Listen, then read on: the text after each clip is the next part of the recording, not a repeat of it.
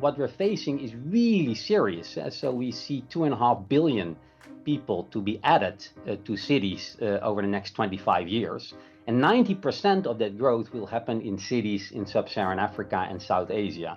So there's lots to do. Most people in the world now live in cities, and that number's predicted to get even higher. But urban areas create the most pollution. They could also hold the biggest solutions. So this week on The Climate Question, we're asking, can we build better cities? From the BBC World Service, I'm Jordan Dunbar. To answer that question with me are two brilliant guests. We have Yvonne Aki-Sawyer. You're here in two roles, Yvonne, because you're the Mayor of Freetown, capital of Sierra Leone, and you're also co-chair of C40 Cities, and that's a network of mayors coming together to fight climate change. Absolutely. Thank you, Jordan. It's a pleasure to be here. Thank you, Yvonne. And with me, we have Roger van den Berg from the WRI, World Resources Institute, which is an environmental NGO. And Roger specialises in sustainable city design. He's a former urban planner and architect. Correct. Totally correct. Yes. I made my hands dirty. Yvonne, you're Mayor of Freetown. That's the capital of Sierra Leone. It's a coastal city. Give me a short tour of the city. What does it look like? What does it feel like? What are your favourite things? Let me just give you a little bit of the sort of topography, the geography. So picture this. You're coming from the Atlantic Ocean. Yep. In front of you is the city. You have the beach, you have the city, you have the mountain range. And that's why when the climate crisis kind of hits us, it hits us hard. It's a beautiful, charming place, but we've seen our population double. 2015, it was 1,055,000 people. It's now estimated that by 2028, it will be 2 million. A lot of that pull into the city is coming from rural communities who are suffering the impact of climate change affecting subsistence farming. So can you imagine what that pressure is like? I grew up in a city that was green. Those mountains were green. There were rivers, there were streams flowing down to the ocean. So much of that has been lost. I often joke and say we're probably the city where residents can tell you more about climate change than most because it's impacting them. Thank you. Roger, you've lived in two Dutch port cities, Rotterdam and Amsterdam, two big rivals. Where's better? Yeah, I choose Rotterdam, right? As many architects, I lived and worked in Rotterdam because it was a sort of an open space for a lot of experimentation. And Rotterdam was bombed during World War II. So it had to rebuild and reinvent itself. And first it was built after sort of modernist ideas, very car-oriented. In the last decades, Rotterdam has done a great job in creating better public spaces, much more attractive streets, and also developed a lot of the areas around the river and outdated port areas. So a big transformation, a lot of experimentation. Rotterdam has also seen enormous surge in how to deal with and in project on how to deal with resilience, right? And how to deal with heat, how to deal with water pressures and flooding.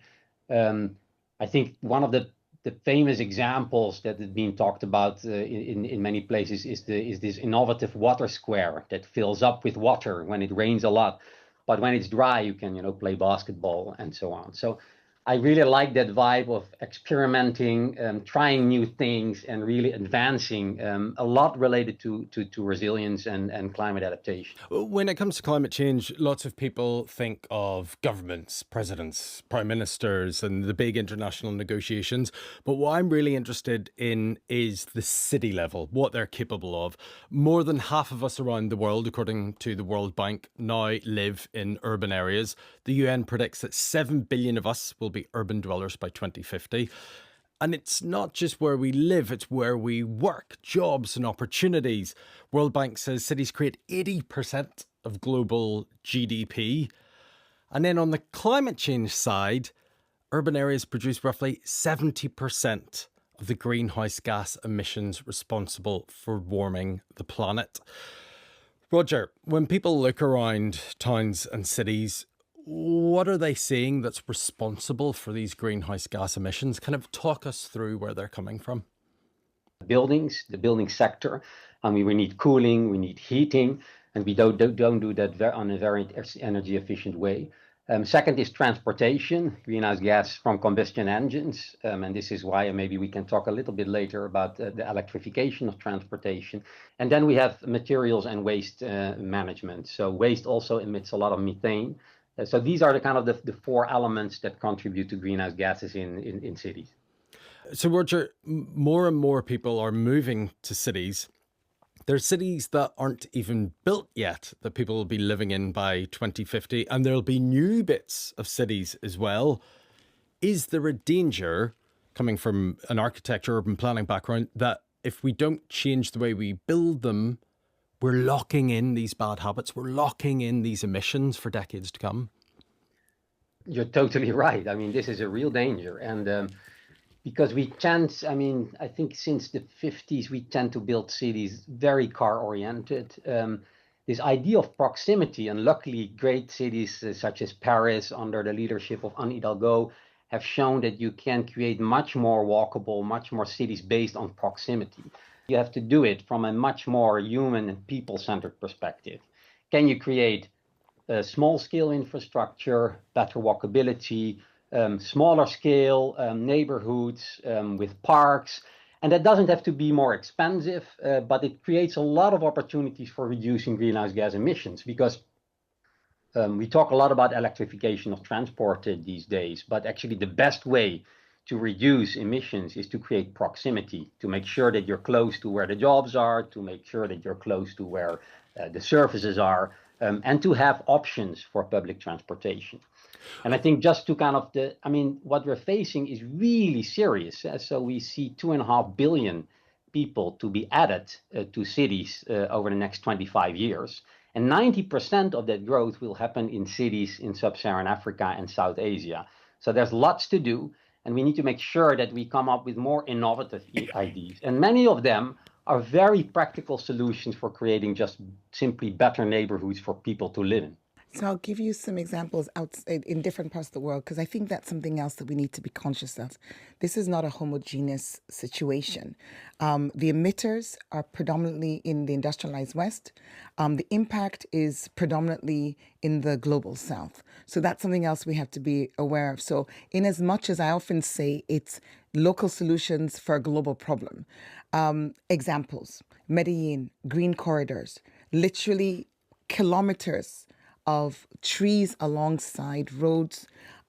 We have in Copenhagen cycling lanes, huge investment in reducing. So Roger talked about proximity, but that also comes with what is the mode of transport. I'll give you a few examples of what we're doing in Freetown within our context. We started with 1.2 million trees. 1 million was a target. We did 1.2 million. And the idea there, it's not just planting trees, but it's very specific. Stabilizing slopes that would otherwise lead to mudslides, ensuring that we're protecting water catchment areas, protecting mangroves. We've now increased our target to 4 million trees by 2028. But importantly, we're also going on to the carbon market. We're going through an accreditation process now so we can have carbon offsets for those trees to increase our ability to plant more. So is that people would say, okay, I'm going to create X amount of carbon, greenhouse gas emission, so I'll pay you in Freetown to plant a certain amount of trees that would take that out of the atmosphere? Absolutely. And what's also important to remember when it comes to nature-based solutions, this is something that you'll hear more and more. And this is happening all over the world in so many cities. For example, we're bringing in multi-dimension solutions. We have markets that are producing waste, organic waste. In Hagen Street Market, in Krutan Road Market, in Congo Market, in my communities, we are actually using that waste now to power a biodigester, which produces the electricity to create a cool room. So instead of that just leaking methane into the atmosphere and being waste, it's now being turned into energy. And more importantly, instead of using energy that is fossil fuel, you're using it from the organic waste that's being created. And that then is going to the cold room, which is helping women to keep their produce cool. So, and that would otherwise, a cold room would otherwise have been powered by a generator. We have on a very, very simple, small level, 10,000 women just offered an insurance policy. 60% of our traders or of our a work population who work outdoors in the informal sector. You have women sitting under the sun. With the heat rising the way it is, that's health issues for them. It's economic issues as produce gets destroyed with the heat. This insurance policy says, okay, small contribution. If the temperature is right to a certain level, we give you a payout so that you can actually replace the produce you've lost. But in the background, we're increasing access to cooling for them. We're building market shade covers. So these are practical solutions of adaptation. I know we haven't quite got to them, but coming on to mitigation, Freetown, we've just completed a little while ago now, a feasibility study to introduce a cable car, something Medellin did. In Colombia. In Colombia. And this is one of the advantages of our city networks, sharing ideas. But from replacing heating systems with geothermal systems as being done in Warsaw, to having gardens, community food gardens for food security whilst greening as being done in Kazan City. The examples of city leadership in coming into this space are just endless. So it's co-benefits, one thing doing many things. One thing doing many things, but very importantly, it's also creating jobs. This is something that's been a real sort of pushback. Oh, we don't have time for green because people will lose jobs. No, these are green jobs. Green jobs, employment for young people, sustainability, and economic growth. Roger, one of the things I want to ask you as someone who specializes in sustainable design is if you were to start from scratch or you're designing a new part of a city, what would you do differently? Well, I mean, what I first would do is to lay out a very simple, basic, and fine-grained mesh of streets, not roads and trunk infrastructure, a good mesh of streets. It's very interesting when I say this and when we work with mayors, often the opposition is saying, yeah, but we need to do real estate business. It's not how cities work these days. The biggest real estate project in the world is Manhattan. And because the block size, the size of the blocks where you can build your buildings is relatively small, it's incredibly walkable. So first, create this good mesh of streets. And streets create economies. Streets create interaction. Street creates space for trees. Trees create space for shade. So I think that's one of the most important things to start with. And then the question is, how do you design those public spaces? Are they really for the people or are they for the cars? So make it small scale, create space for streets, create good public spaces, and as such, make sure that the pedestrians and that there's good, safe walking possibilities on those streets. I was interested, there's a word sprawl, this idea where instead of cities being compact and together going up, they just spread. And actually, the more your city spreads, the more resources you have to use, right? Like energy and transport, and therefore the more greenhouse gas emissions. Yeah. No, I mean, if you sprawl, that means that you need to kind of travel much more from one place to another. It also means that the upfront cost in investing in infrastructure is super high. And so also that's the water, energy, internet. Yeah, exactly. So you need to kind of bring in all those infrastructure for only a few houses. So this is where you create more what we call compact cities, where people are more closer together in higher densities. You can have really the benefits of cities, and that creates economic opportunities. And as I said, that creates much better access to services. Because if you are moving to a city, you want to get the benefits of the city. What about buildings? What about existing buildings? Because we mentioned they're responsible for 21% of all the emissions in cities. What can we do about those? We need to think about how we can create passive cooling, how we can create more shade, how we think about how do we deal with our roofs. Amsterdam is an example where they created a lot of green roofs. Green roofs really reduce the temperature and reduce the energy demand for cooling systems, for example. So you can think about the materials, you can think about the roofs, you can think about shading, and you can think about the materials that buildings are built of. Because also the materials themselves, they include carbon because they have been produced like cement and like steel.